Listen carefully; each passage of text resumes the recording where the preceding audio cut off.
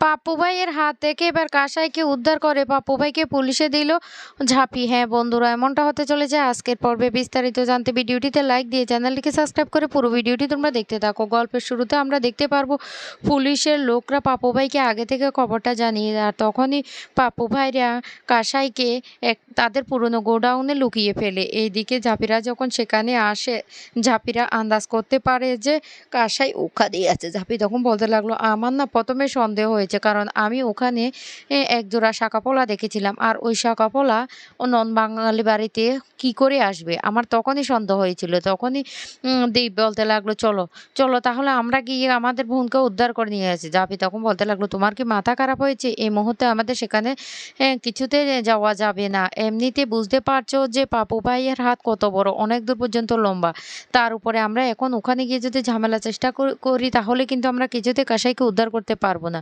তখন একথা শুনে নীলু কান্নাকাটি শুরু করে আর বলতে লাগলো, না জানি মেয়েটা মেয়েটা কত কষ্টের মধ্যে আছে, কি এমন এখন কি মুহূর্তে আছে আমি তো সেটাও বুঝতে পারছি না। তখন ঝাঁপি বলতে লাগলো, শুনো নীলুদা, শুনো দীপ, তোমাকেও বলছি, আমাদের এখন যা করার শান্ত মাথায় করতে হবে। আমরা এই মুহূর্তে ওই বাড়িতে গিয়ে যতই ঝামেলা সৃষ্টি করি না কেন, আমরা কাসাইদিকে উদ্ধার করে নিয়ে যেতে পারবো না। তার থেকে বরং আমরা এখানে মুর্শিদপুরে একটা হোটেলে থেকে যাব। তারপর আমরা নতুন কোনো প্ল্যান করব কিভাবে ওইখানে ঢুকতে পারি, এমনকি কাসাইদিকে উদ্ধার করতে পারি। উজ্জয়িনী ম্যাম তখন বলতে লাগলো, জাপি একদম ঠিক কথাই বলছে, আমাদের বর্ধমান থেকে আরও পুলিশ প্রোটেকশন নিয়ে আসতে হবে। ওর এই মুর্শিদপুরের পুলিশরা কিছুতে আমাদের হেল্প করবে না, কারণ ওরা সবাই পাপ্পু ভাইয়ের লোক। তাই ঝাঁপির কথা মতো আমাদের কাজটা সেরে ফেলতে হবে, না হলে আমরা কাসাইকে উদ্ধার করতে পারবো না। ঝাঁপি তখন দীপকে বলতে লাগলো, আমি জানি তুমি কতটা টেনশনের মধ্যে আছো, কিন্তু প্লিজ তোমরা একটু ধৈর্য ধরো। আমাদের কাসাইকে উদ্ধার করতে হলে আমাদেরকে প্ল্যান করে করতে হবে, না হলে আমরা কিন্তু কিচ্ছু করতে পারবো না। তখন নীলু বলতে লাগলো, আমি কি আমার পিকে ফিরে পাবো না? তখন ঝাঁপি বলতে লাগলো, এই নীলুদা, তুমি এভাবে কান্নাকাটি কেন করছো? আমি বলছি তো সব কিছু ঠিকঠাক হয়ে যাবে, তুমি এত চিন্তা করো না। এদিকে উজ্জয়িনী ম্যাম তখন বলতে লাগলো, আমি আমি খবর নিয়েছি এখানে হোটেল কোথায় আছে, আমাদেরকে সেখানে গিয়ে উঠতে হবে। দীপ তখন বলতে লাগলো, এত কাছে এসেও আমার বোনকে আমরা উদ্ধার করতে পারছি না, আমার না কেমন লাগছে আমি কাউকে বলে বোঝাতে পারছি না। ঝাঁপি তখন বলতে লাগলো, দীপ দীপ তুমি আমার কথাটা একবার শুনো, কেন তোমরা বুঝতে পারছো না? এখন ঝামেলা করলে কাসার উল্টো আরো বিপদ হতে পারে। নীলু তখন বলতে লাগলো, আমি কিচ্ছু করতে পারছি না, কিচ্ছু করতে পারছি না কাসার জন্য। অন্যদিকে দেখা যায় কাসাইরা যে ওই বাড়িতে ঢুকেছিল তখনই আগে থেকে রিপোর্টটা পেয়ে গিয়েছিল, কিন্তু ওই পাপ্পু ভাই আর পুলিশরাই তাদেরকে খবরটা দিয়েছিল। ঝাঁপি সেটা স্পষ্ট বুঝতে পেরেছে। ঝাঁপি তখন দীপ আর উজ্জয়িনী ম্যামকে সে কথা বলে। উজ্জয়িনী ম্যাম তখন বলতে লাগলো, তার মানে পুলিশরা আমাদের হেল্প করবে না? এখানকার পুলিশরা সবাই পাপ্পু ভাইয়ের লোক। এইদিকে ঝুমা সবটা আড়াল থেকে শুনতে থাকে আর বলতে লাগলো, ভাগ্যিস ওদেরকে আমি পিছন পিছন ফলো করেছিলাম, এবার আমাকে ইনকাদির সাথে কথা বলতে হবে, ইনকাদিকে সবটা জানাতে হবে। ও তার মানে কাজটাই পাপ্পু ভাইয়ের হাতে পড়েছে, এবার দেখো না খেলাটা ভালোই জমবে। অন্যদিকে জাফি তখন বলতে লাগলো, চলো আমরা এখান থেকে চলে যাই। এইদিকে কাসাইকে নিয়ে আসা হয় ওই গুদামঘর থেকে, আর পাপ্পু ভাইয়ের কাছে এসে কাসাই তখন বলতে লাগলো, ওরা কারা এসেছিল, আর ওই মেয়েটাকে আমার কেমন চেনা চেনা মনে হচ্ছে, ওরা কাকে খুঁজছিল? পাপ্পু ভাই তখন মিথ্যে কথা বলে আর বলতে লাগলো, ওরা না সামনে যে বিয়ে সেই জন্য ওরা এসেছিল মেকআপ আর্টিস্ট। এই কথাটা বললে তখন কাসাই বলতে লাগলো, ও তারপরে পাপ্পু ভাই বলতে লাগলো, তুমি তো আমার রাজরানী হয়ে এখানে থাকবে, আমাদের তো বিয়ে। কাসাই তখন বলতে লাগলো, শুনো আমি তোমাকে আবারও বলছি, আমি বিয়ে করতে পারবো না, আমি বিবাহিত, কেউ না কেউ তো আমাকে বিয়ে করেছে। পাপ্পু ভাই তখন বলতে লাগলো, আমি এসব কথা শুনতে চাই না, এই ওকে এখান থেকে নিয়ে যাও, ম্যাডাম এখন বিশ্রাম করবে। এদিকে পাপ্পু ভাই তার দলের লোকদেরকে বলতে লাগলো, ও বিয়ে উপলক্ষে এমন ধামাকা করবে যেন গোটা মসজিদপুর বুঝতে পারে পাপ্পু ভাইয়ের বিয়ে মানে কি। আর তোমাদের একটা কথা বলে রাখি, কড়া সিকিউরিটি কিন্তু করতেই হবে। ওই লোকগুলি আবার যদি এখানে এসে হুজ্জুতি শুরু করে তাহলে একটা সমস্যা হয়ে যেতে পারে, বুঝতে পারছো আমার কথা?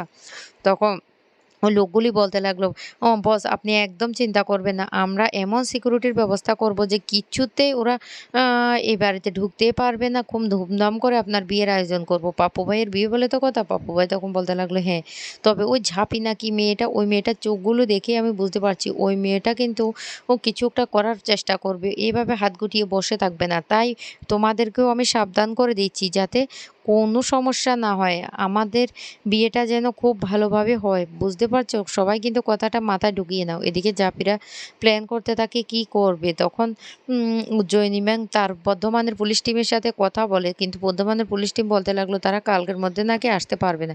জাপি তখন এই কথা শুনে বলতে লাগলো, "এবার কি হবে উজ্জয়িনী ম্যাম?" উজ্জয়িনী ম্যাম তখন বলতে লাগলো, "এবার আমরা কি করব? কালকের মধ্যে যদি পুলিশ না আসে তাহলে তো অনেকটা লেট হয়ে যাবে। যা করার আমাদেরকে করতে হবে।" তখনই জাপি বলতে লাগলো, "আমার মাথায় একটা দারুণ আইডিয়া এসেছে।" এইদিকে ঝুমা ইনকার সাথে দেখা করে আর ইনকাকে সমস্তটা জানালে ইনকা তখন বলতে লাগলো, "বাহ! কাসাই তাহলে পাপ্পু ভাইয়ের মতো লোকের হাতে পড়েছে। পাপ্পু ভাই লোকটা কি করে?" ঝুমা তখন বলতে লাগলো, "আরে ওর বিভিন্ন ধরনের ব্যবসা আছে। চোরা কারবারি থেকে শুরু করে স্মাগলিং সমস্ত ধরনের। আর এমন একটা লোকের হাতে যেহেতু কাসাই পড়েছে তাহলে তো বুঝতেই পারছো। তবে আমি শুনেছি ঝাঁপিরা এখান থেকে যাবে না। ঝাঁপি উঠে পড়ে লেগেছে কাসাইকে উদ্ধার করার জন্য। আর ওরা নাকি এখানে একটা হোটেলে থাকবে।" তখন এই কথা শুনে ইনকা বলতে লাগলো, "তাহলে ঝুমা কোন হোটেলে থাকবে তুমি কি জানো?" ঝুমা তখন বলতে লাগলো, "আমি তো তখন স্পট থেকে চলে এসেছিলাম।" ইনকা তখন বলতে লাগলো, "এটা তো তুমি অনেক বড় ভুল কাজ করেছো। ওরা কোথায় উঠবে, ওদের নেক্সট প্ল্যান কি সবটা তো আমাদেরকে জানতে হবে।" তখন ঝুমা বলতে লাগলো, "এবার কি হবে ইনকা দি?" ইনকা তখন বলতে লাগলো, "কোনো সমস্যা হবে না। আমি মুর্শিদপুরের সমস্ত হোটেলে খোঁজ নেব ওরা কোন হোটেলে এসেছে।" এদিকে জাপিরা কথা বলতে থাকে। আর ঝাঁপি তখন দীপের মাকে বলতে লাগলো, "জেঠি তুমি কেন খাওয়া-দাওয়া ছেড়ে দিয়েছো বলো? কেন ছেড়ে দিয়েছো? এখন আমরা বাড়িতে কেউ নেই। তুমি যদি অসুস্থ হয়ে পড়ো তাহলে তোমাকে কে দেখবে? আমি বলছি তো কাসাইয়ের কিচ্ছু হবে না। আমরা কাসাইকে উদ্ধার করে নিয়ে আসবো। আর তুমি যদি এভাবে খাওয়া-দাওয়া বন্ধ করো।" বিথি তখন বলতে লাগলো, "কি করবো? জেঠি তো কিচ্ছুই খাওয়া-দাওয়া করছে না।" জাপি তখন বারবার বুঝিয়ে বলার চেষ্টা করে যে তারা কাসাইকে ফেরত নিয়ে আসবে। এদিকে দীপ তখন মনে, মনে বলতে লাগলো, "কাসাই ঝাঁপি তোকে তো একসময় আমার মা পছন্দই করতো না। কিন্তু আজকে ধীরে, ধীরে আমার মা তোকেই বিশ্বাস করছে।" ঝাঁপি এদিকে জেঠিকে ভালোভাবে বুঝিয়ে দেয় যে কোনো চিন্তা না করতে বা ঠিকভাবে খাওয়া-দাওয়া যেন সে করে। তখন জেঠি বলতে লাগলো, "তোরা আমার মেয়েটাকে ফিরিয়ে নিয়ে আসবি তো?" ঝাঁপি তখন বলতে লাগলো, "আমি ফিরিয়ে নিয়ে আসবো তোমাকে কথা দিচ্ছি।"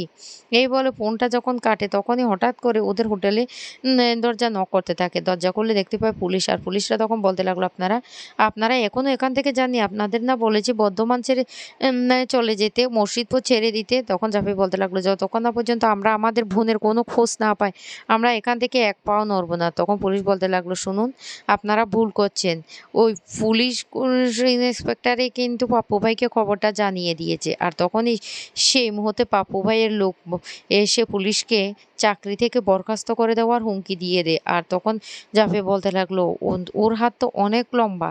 আমাদেরকে কিছু একটা প্ল্যান করতে হবে। কাসাই দিকে এখান থেকে আমাদেরকে উদ্ধার করতে হবে।" এইদিকে কাসাই জানতে পারে যে পাপ্পু ভাইয়ের বিয়ের আয়োজন চলছে সেখানে। জাফি তখন মাথায় একটা বুদ্ধি খাটিয়ে সবাইকে বলতে লাগলো, "আমরা ওই বাড়িতে মেকআপ আর্টিস্ট সেজে গিয়ে কাসাই দিকে উদ্ধার করব।" যথারীতি কাজ শুরু হয়ে গেছে। সবাই এমনভাবে মেকআপ আর্টিস্ট সেজেছে কাউকে চেনা যায় না। অন্যদিকে পাপ্পু ভাইয়ের বাড়িতে নাচে গানে জমজমাট হয়ে উঠেছে। আর তখনই সেই মুহূর্তে জাপ্পিরা সেখানে ঢুকে পড়ে কাসাইকে সাজানোর জন্য। তখন সেখান থেকে কৌশলে কাসাইকে উদ্ধার করে পাপ্পুকে পুলিশের হাতে তুলে দিল ঝাঁপিসহ দীপরাস মিলে সবাই।